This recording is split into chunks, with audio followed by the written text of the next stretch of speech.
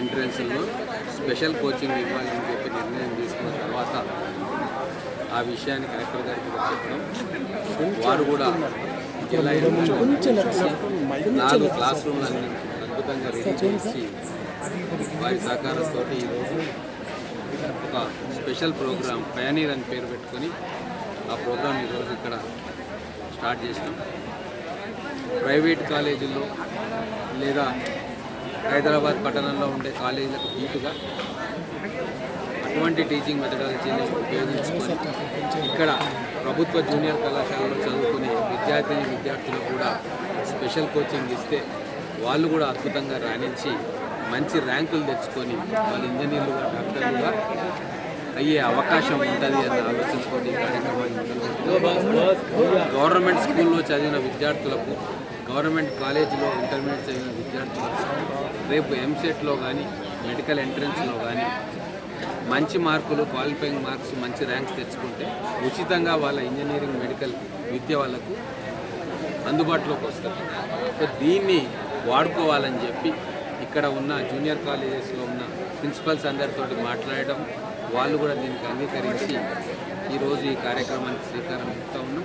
ముఖ్యంగా గవర్నమెంట్ కాలేజీలో చదివే పిల్లలు ఎవరంటే కార్మిక కర్షక కుటుంబాల నుంచి వచ్చిన వాళ్ళు, గ్రామీణ కుటుంబాల నుంచి వచ్చిన వాళ్ళు, వ్యవసాయదారుల కుటుంబాలు, కార్మికుల కుటుంబాలు, వీళ్లకు ప్రైవేట్ కాలేజీలో వెళ్ళి మంచి ఎడ్యుకేషన్ తీసుకునే స్తోమత వాళ్ళకు ఉన్నారు. కానీ ఇక్కడ గవర్నమెంట్ కాలేజీలో కూడా క్వాలిఫైడ్ లెక్చరర్స్ మనకు ఉన్నారు.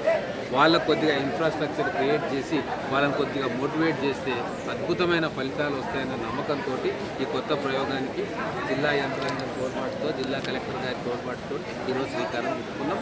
మంచి రిజల్ట్స్ వస్తున్న నమ్మకం మాకుంది. పిల్లలు కూడా చాలా ఉత్సాహంగా ఈ పయనీర్ స్కీమ్లో పాల్గొంటున్నారు.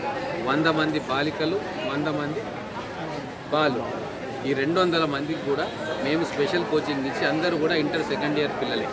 ఒక విద్యా సంవత్సరం నష్టపోతే వాళ్ళు ఒక జీవితకాలంలో వెనకబడతారన్న ఆలోచన వచ్చిందే తడవుగా ఇమ్మీడియట్గా ఒక 1 నెల రోజుల్లో దీని అన్ని కూడా గ్రౌండింగ్ చేయడం జరిగింది.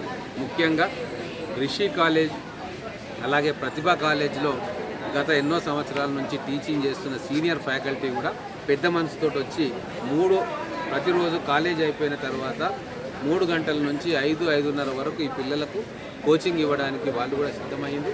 వాళ్ళు నోట్స్ కూడా మనకి ఇస్తే దాన్ని ప్రింట్ చేసి పిల్లలకు కూడా నోట్స్ కూడా ఇస్తూ ఉన్నాం.